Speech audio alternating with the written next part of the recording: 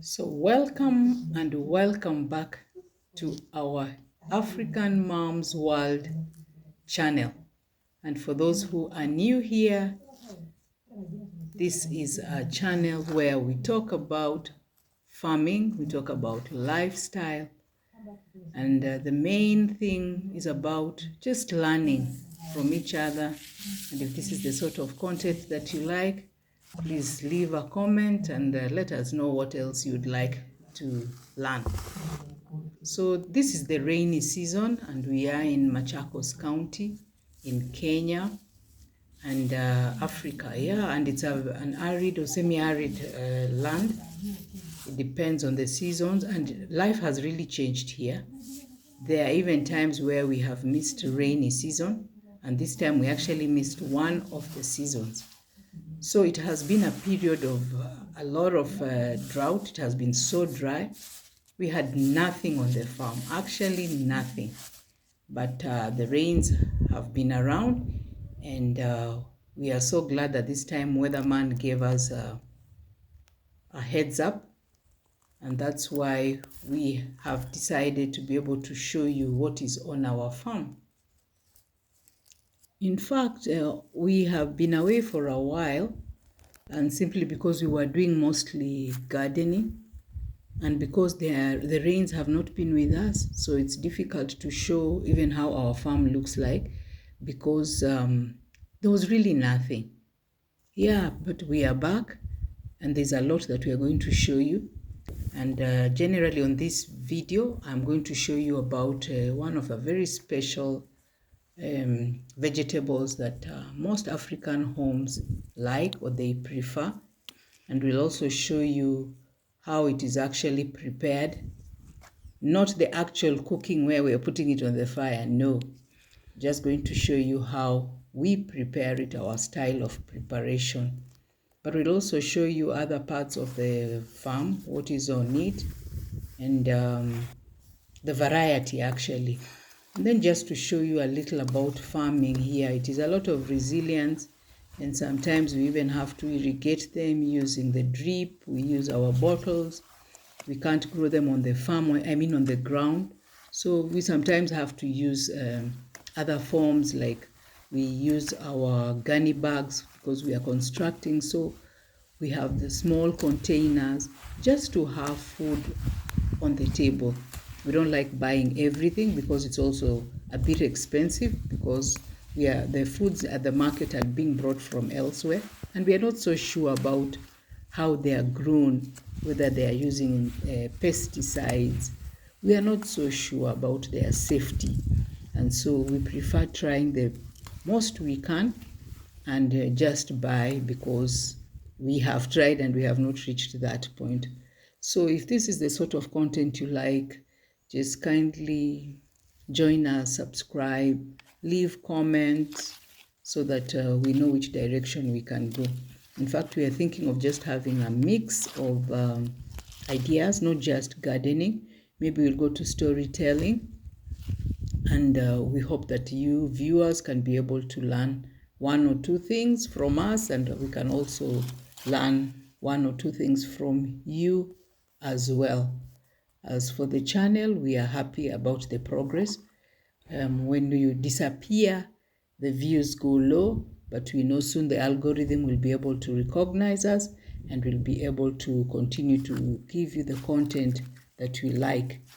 And for us, it's really about farming, it's about gardening. We are actually not doing animal rearing, which would be a good thing. Maybe we'll do it in future, because we tried chicken, and I think the improved version was not too good for us.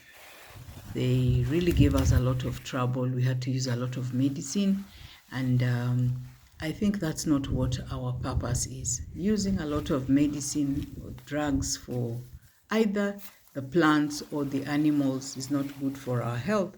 So we took a break, and maybe the next time we are coming back, we are going to use the local breeds, they call them the road runners, and see how it goes, where we just give them poultry, normal feeds, maize, beans, sorghum, millet, the leftover foods, We just want them to be organic, just the way we are doing our vegetables, where we're just using organic manure, maybe from cows and goats, because that's the common thing around.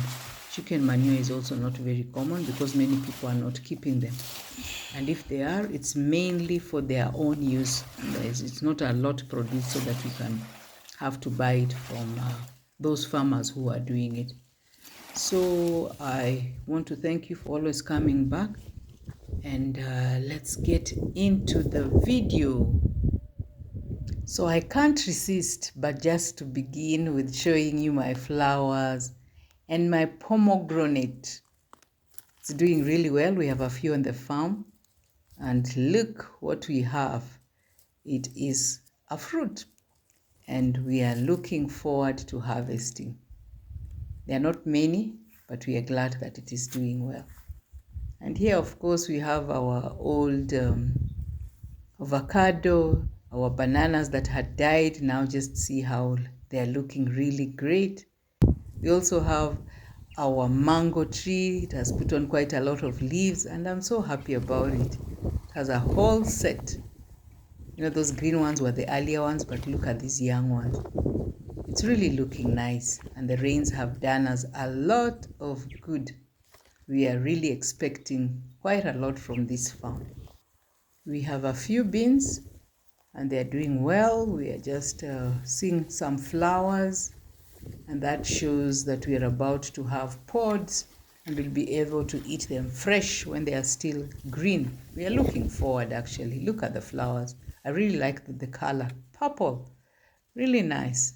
And these are good signs that the farm is doing well, and we're also able to eat the leaves, but this is for another video. For now, just have a look at what we have on our farm. Quite a variety, which is quite impressive. We also have the spring onions, and these ones we are always harvesting them. If you look at our videos, we are always harvesting these spring onions because they do well. They grow quite fast. Just with a little rain, they grow so fast. So our bulb onions have taken a break, or we have taken a break from them as we eat this spring onion, which tastes so well in our vegetables. We have the famous mchicha. Now they have really grown wild. In fact, we are thinking of how to uproot some of them so that we have just enough for us.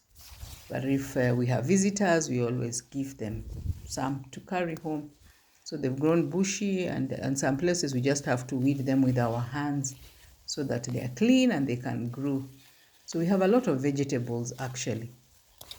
Well, I don't want to say that we are overwhelmed. We are not. It's just that we are having a field day. We have spinach. Just see how they are looking. In fact, you feel like eating them raw. So right here, these are our pumpkin plants.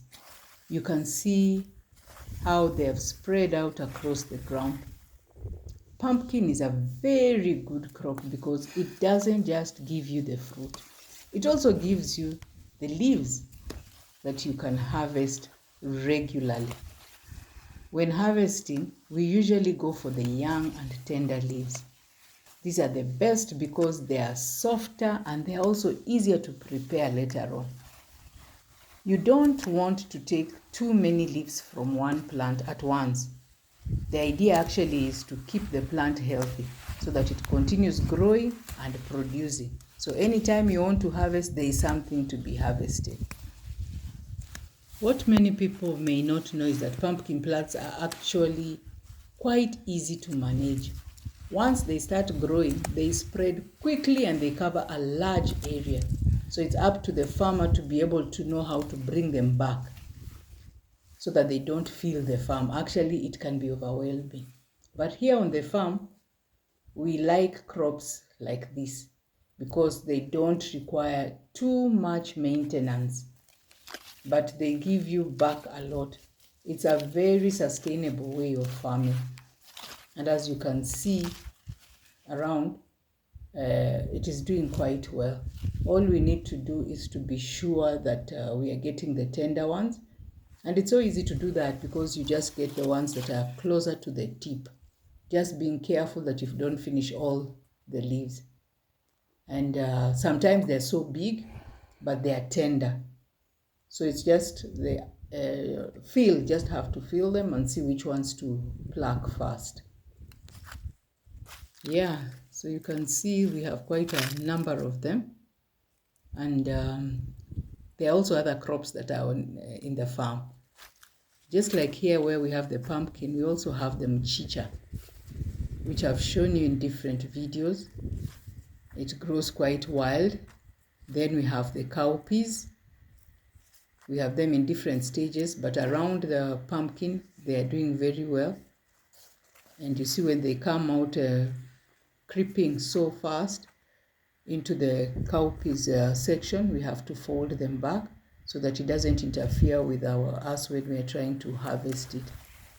And the idea actually is as we pluck them, we are also able to remove some of the weeds, because it can be very technical trying to pluck the leaves. Then you have other vegetables, then you have the weeds, and then the pumpkins, even as they spread out, they develop other roots in between.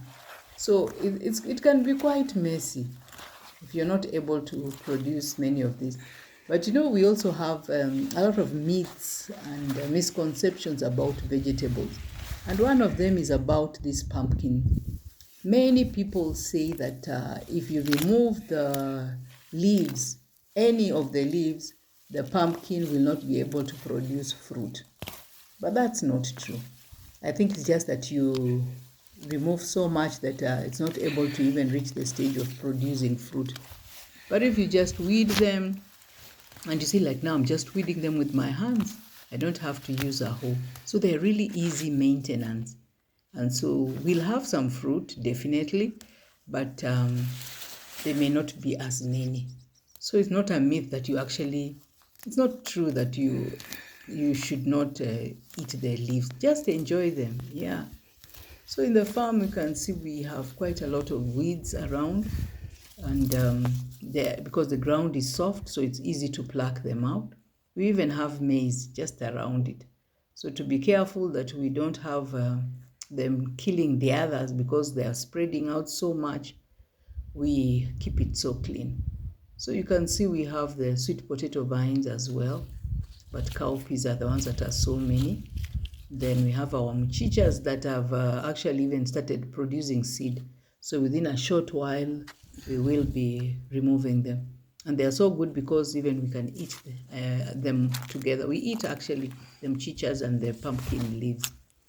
But it's a lot of work having to pull out all these long strands that are creeping into different areas just to ensure that we have tried to domicile it. It doesn't go too far, and then we don't have a lot of weeds around it. It's some work, but it's really enjoyable. Pumpkin leaves are not just easy to grow. In fact, what is more important to know is that they are also very nutritious. They contain important vitamins, like the vitamin A, this vitamin C, which are so important because they support the immune system and they also keep the body very healthy. So they are a good source of iron and calcium. So you see those benefits from one vegetable. So why not take it? So this is one of the reasons why pumpkin leaves are a very common food in many homes. They are affordable, they are accessible, and they are beneficial to the body. Many people don't look at it from that perspective of the nutritional value, but for us here on the farm, it's more than just food. It's part of a healthy lifestyle. So even as we have moved around the farm, I hope you have noticed that there are so many different parts of the farm that there's something that you can do. Every day it's something different. There's something here, there's something there. Whether it's planting, it's weeding, it is harvesting. Sometimes it's just checking on the crops, how they are faring, on plucking here and there. Yeah, it keeps you busy. And I've learned a lot. And one of the things that I have learned is that farming teaches you to appreciate. a process. You know, farming is actually a process. Things don't just happen instantly. You have to give them time. You know, like this orange is about almost 2 years, I think. And just recently, when it started raining, we saw these flowers. It was a good sight. It's a good feeling. And honestly, there is something very satisfying about working with your hands and just seeing the results. Look at the maize. Just recently we planted, and look at them. Yeah, look at the cowpeas. The way they are spread out in lines, the way they are growing. The leaves are growing so big. I feel so happy. Look at that. They're already creeping, and soon we are going to have the cowpea seeds ready for us to eat. When we harvest, it's a joy. It's much, much better than going to the market. In fact, it's not about lack of money. You just enjoy being on a farm. And I would urge those of you who have not started, in whatever form, if it's possible, please start. It's something so enjoyable. It teaches you a lot of patience. Just touching that soil is so nice. But the bottom line is, if you're thinking about starting your own farm or even just a small garden, pumpkin leaves are a great place to begin. They grow fast, they are easy to maintain, and you can have harvest several times, multiple times in fact. It's a very rewarding crop, especially for beginners. And so after working on the farm all day, I sat down now just to prepare the pumpkin leaves for cooking. And so that's how it is done. You know, on the main stalk, there are these thread-like things. Some people say that it's a lot of fiber, and I'm not doing it the right way. Maybe you can tell me in the comment section, how do you prepare yours? Because for me, I ensure that I have removed all those thread-like things from the stalk itself, right to the leaves on the outside and also on the inside. I just make sure I have removed all of them. I don't know whether it is perception, but if I don't, it feels hoarse when I am eating it. I don't know if, let me know honestly, am I doing the right thing? Because this is what I have always done. And some of these practices, you know, you get them as you grow. This is what my mom used to do, and this is what she taught me how to do it. So I'll first pluck them from the farm and then come and remove and keep feeling them first. Which one is so tough? If it feels rough on the hand, then I throw it away, but it has to be a soft leaf. Then I remove all these threads, and then from the outer part of the leaf, and then just see how I do it so that it remains, the threads just remain on the stalk as I'm removing from the inside. So I'll do that literally one after another until all of them are done. And it's only at this stage that after you have done this, that I'm now able to wash them, because if I do that, then the nutrients will just all go with the water. But I'll also wash them first before chopping them. And I think that is common for everybody. Although I see people now going to the market and they are chopped for very small pieces. For me, even these pumpkin leaves, I can even just use my hands. I don't do them very small, because after all, when you cook them, they become so soft, and when you fry them, they become softer, they become smaller in terms of the leaf itself. So when you cut small one, for me, it becomes like baby food, and I don't like baby food. So I just cut big ones, and I take my time. I'm so used to doing this that even if I'm to do so many of them, I actually don't even get tired. It's something that you can do while doing something else. Like for me, I'm watching telly as I continue doing this. So Yeah, this is what most African moms do. I don't know whether we have been able to teach our children, especially the girl child, on how to do this, although now both the young boys and the girls are also doing the same. They're cooking for us. Yeah, this is what I do so often because I eat these pumpkin leaves most of the time. And the preparation section has to take place.